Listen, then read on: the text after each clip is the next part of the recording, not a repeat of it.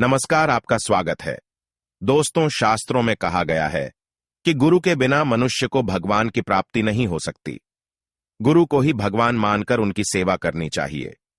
गुरु की सेवा साक्षात ईश्वर की सेवा के समान है। एक गुरु ही मनुष्य को अच्छे और बुरे कर्मों का ज्ञान देता है। इसीलिए समस्त गुरुओं के सम्मान में हर साल आषाढ़ मास की पूर्णिमा पर गुरु पर्व मनाया जाता है। इसे गुरु पूर्णिमा के नाम से भी जाना जाता है। इस दिन आप अपने गुरु के प्रति आभार अवश्य प्रकट करें। इस दिन गुरु की सेवा करने से तथा उनका आदर सत्कार एवं पूजन करने से मनुष्य को बुद्धि, ज्ञान और सौभाग्य की प्राप्ति होती है। इस वर्ष गुरु पूर्णिमा 3 जुलाई को है। इसीलिए इस दिन आप अपने गुरु की सेवा जरूर करें।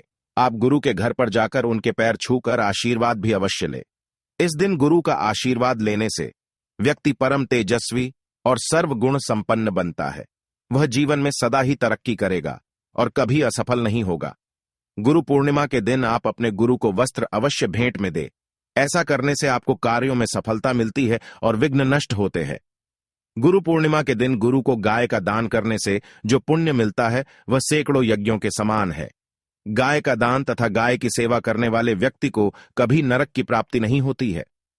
अगर आप गाय का दान करने में असमर्थ है तो आप निश्चित रूप से गुरु पूर्णिमा के दिन गाय की सेवा अवश्य करें। क्योंकि गाय कामधेनु है, समस्त गुरुओं की भी गुरु है। इस दिन गाय की सेवा करना बहुत ही पुण्य का काम है। हमारे प्राचीन धर्म ग्रंथों में गाय को एक अत्यंत महत्वपूर्ण और पवित्र पशु माना जाता है। शास्त्रों में गाय को माता कहा गया है और समस्त देवी देवता इनका पूजन करते हैं।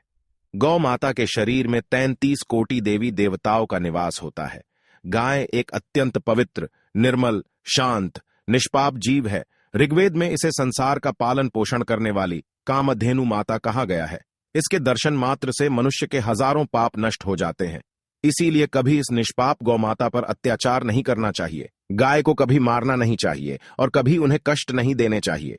गाय को मारना शास्त्रों में सबसे बड़ा पाप माना गया है। दोस्तों, भगवान श्री कृष्ण को गायों से विशेष लगाव था। उन्हें गौ माता बहुत अधिक प्रिय थी। श्री कृष्ण के अनुसार गायों की सेवा करना ही सर्वश्रेष्ठ धर्म है। इससे बड़ा पुण्य का कार्य संसार में दूसरा कोई नहीं। कलयुग की भविष्यवाणी करते हुए भगवान श्री कृष्ण कहते हैं कि कलयुग में जब धर्म का लोप हो जाएगा तब मनुष्य गाय की सेवा नहीं करेंगे। मनुष्य केवल दूध के लिए ही गाय को पालेगा। दूध के लिए वह गाय को बहुत कष्ट देगा, जिसके परिणाम स्वरूप कलयुग में पाप और अधर्म उसके चरम पर होगा। कलयुग के अंत का लक्षण बताते हुए श्री कृष्ण कहते हैं, जब संसार से गायें समाप्त हो जाएंगी तब कलयुग का अंत होगा। जो मनुष्य कलयुग में भी गाय की निस्वार्थ भाव से सेवा करेगा वह सुख समृद्धि प्राप्त करेगा। जो स्त्री रसोई में बनी पहली रोटी गौ माता को खिलाएगी वह सदा सुहागिन और सौभाग्यशाली रहेगी। जो लोग अपने घर में गाय से प्राप्त पंचगव्य को घर में रखेगा उसके घर में कभी दुख दरिद्रता नहीं आएगी। दोस्तों, हमारे धर्म के सभी शास्त्रों में गाय की सेवा को ही सर्वश्रेष्ठ माना गया है। जो व्यक्ति प्रतिदिन किसी न किसी तरह से गौ माता की सेवा करता है वह सबसे अधिक पुण्यवान बन जाता है। गांव में तो मनुष्य को गाय की सेवा करने का अवसर प्राप्त होता है, लेकिन शहरों में गाय के दर्शन आसानी से नहीं हो पाते हैं। इसीलिए मनुष्य को गौशाला में जाकर गाय की सेवा करनी चाहिए अथवा गौशाला के लिए दान धर्म करने चाहिए। इसके अलावा आप अपने घर में ही गौ माता की मूर्ति रखकर उनकी पूजा जरूर करें। इससे भी माता कामधेनु का आशीर्वाद प्राप्त होता है। शास्त्रों में गौ माता को मां लक्ष्मी का रूप माना गया है। इसीलिए उनकी पूजा करने से दरिद्रता दूर होती है। प्राचीन काल से ही गौ माता की सेवा और संरक्षण करने की परंपरा चली आ रही है। कई ऋषि मुनि अपनी कुटिया में गायों का पालन करते थे तथा राजा महाराज गायों का दान करते थे। गायों के दान को सबसे बड़ा दान कहा गया है। गाय का दान करने से सभी जन्मों के पाप नष्ट हो जाते हैं और मनुष्य को मोक्ष की प्राप्ति होती है। आज हम आपको गौ माता के संबंध में बहुत ही महत्वपूर्ण बातें बताने जा रहे हैं। गाय की पूजा कैसे करनी चाहिए, गाय को कौन सी चीजें खिलाने से कौन सा फल मिलता है तथा गाय के किस अंग को स्पर्श करने से दरिद्रता दूर होती है आदि के बारे में हमारे शास्त्रों में बहुत ही महत्वपूर्ण ज्ञान दिया गया है। हमारी अत्यंत पूजनीय गौ माता के बारे में आप सभी को यह बातें अवश्य जान लेनी चाहिए। इससे आपके जीवन से सभी प्रकार के कष्ट दूर होंगे।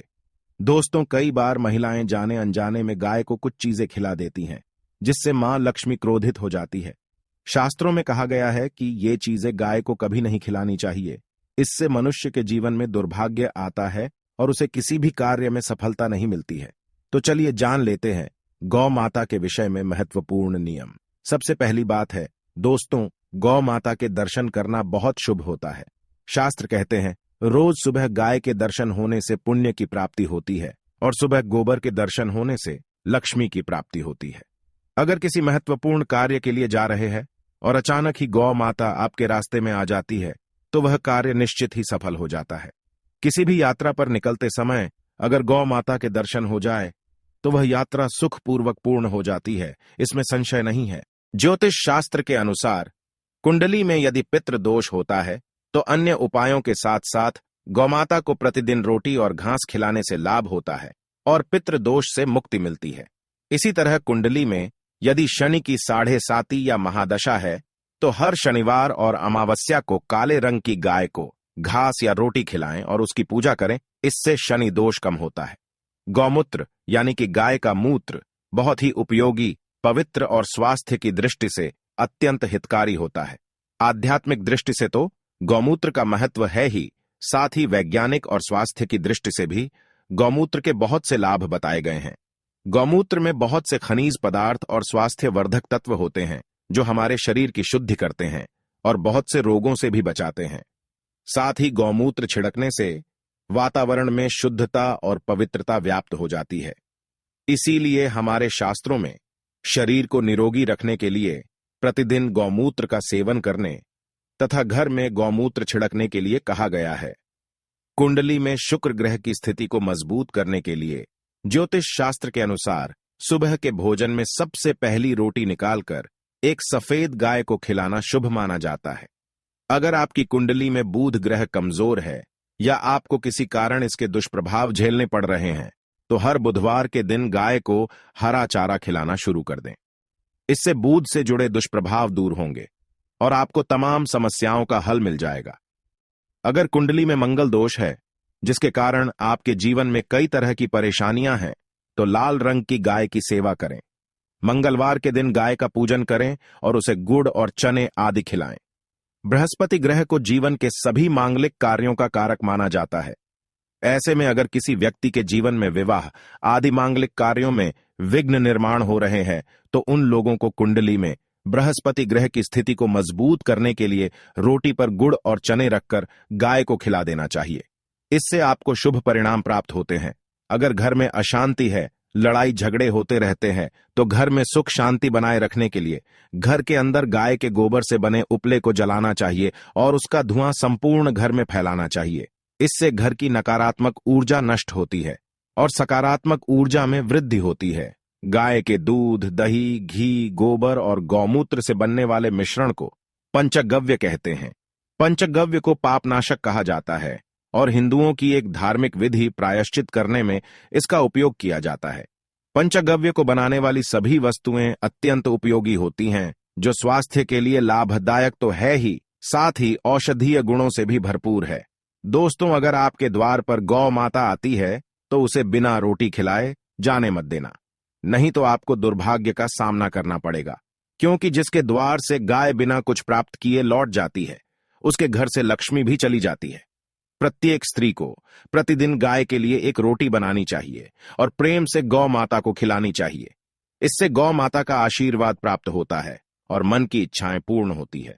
कुछ लोग गौ माता को बासी भोजन अथवा जूठन खिला देते हैं, इसे शास्त्रों में पाप माना गया है। आप किसी अन्य पशु को खिला सकते हैं लेकिन गाय को कभी जूठन नहीं खिलाना चाहिए। भूख लगने के कारण गौ माता उस अन्न को ग्रहण तो कर लेती है लेकिन इसका पाप उस व्यक्ति को लगता है जो गौ माता को ऐसा बासी भोजन खिलाता है। गाय एक शाकाहारी और पवित्र पशु है, इसीलिए गाय के भोजन में कभी मांस, अंडे आदि चीजें नहीं डालनी चाहिए। ऐसा करने से महापाप लगता है। यदि आपकी कुंडली में चंद्र दोष है और जिसके कारण लगातार परेशानी उठानी पड़ रही है तो आप ये एक उपाय जरूर करें। आप रोटी पर सफेद मक्खन, नमक और घी लगाकर गौ माता को खिला दें। यदि शनि दोष है तो आटे में थोड़े काले तिल मिलाकर रोटी बनाकर गौ माता को खिला दे। इससे शनि दोष समाप्त होता है। मंगल दोष को दूर करने के लिए रोटी पर हल्दी लगाकर गाय को खिलाना चाहिए। अगर घर में धन की समस्या है तो गुरुवार के दिन गाय को केले का फल खिलाना चाहिए। इससे दरिद्रता दूर होती है। दोस्तों, गौ माता के पीठ पर एक उभरा हुआ कूबड़ होता है। उस कूबड़ में सूर्य केतु नाड़ी होती है। जब भी आपके द्वार पर गौ माता पधारे, आप इस कूबड़ को एक बार जरूर स्पर्श करें।